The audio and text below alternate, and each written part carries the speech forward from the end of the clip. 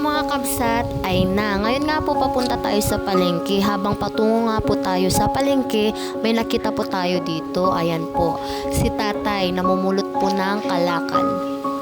Nung una po, nagtatalo pa kami ng aking kasama na si Shasha kung anong pinupulot ni tatay. At ayan nga po kabsat, papalapit na po tayo kay tatay. Ano po yung pinupulot niya? Kalakal po. Bigyan mo sila. Thank you, ma'am. Salamat po. Ingat po. Thank you. At habang pabalik na nga po tayo, may nakita pa po tayong isang tatay na nangangalakal din.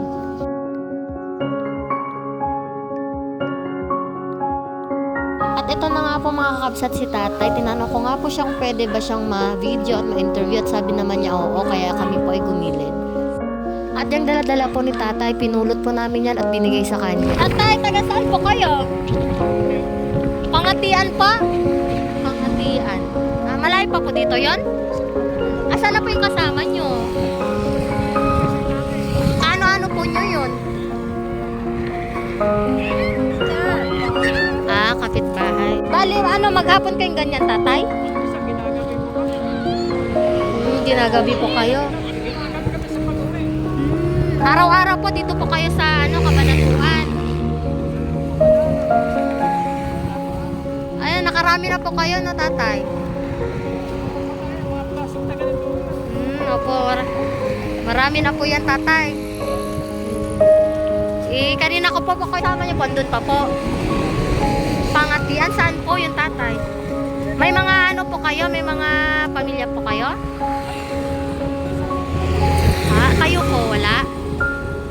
Nag-iisa lang po kayo sa buhay?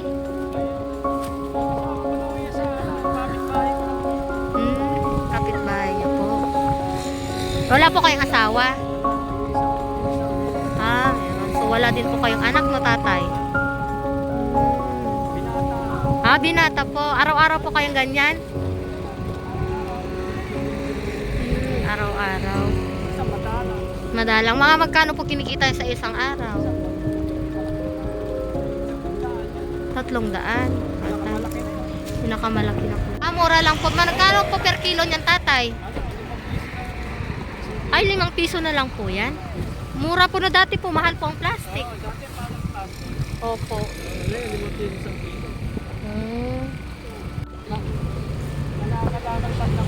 Ngangalakan. Pacific pa po kayo. Ano po pangalan niyo, tatay? Oo, baka may makanood ng video niyo, may magbigay ng tulong, ano? Lorde, ano po apelyido niyo? Taga Pangatian na, tatay, no?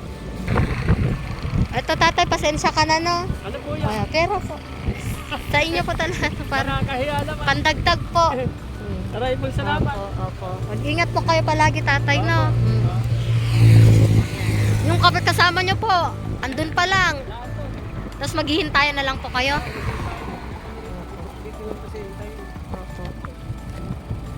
Sige po, tatay, ingat po, ha? Kayo, no? Opo. God bless you po. Sige po. So ayan na nga kabsat, ay na yan, binigyan nga po natin si tatay ng konting tulong lang naman, saka yung biskwit po baka kugutom na siya, at yan, pauwi na nga po tayo sa ating bahay.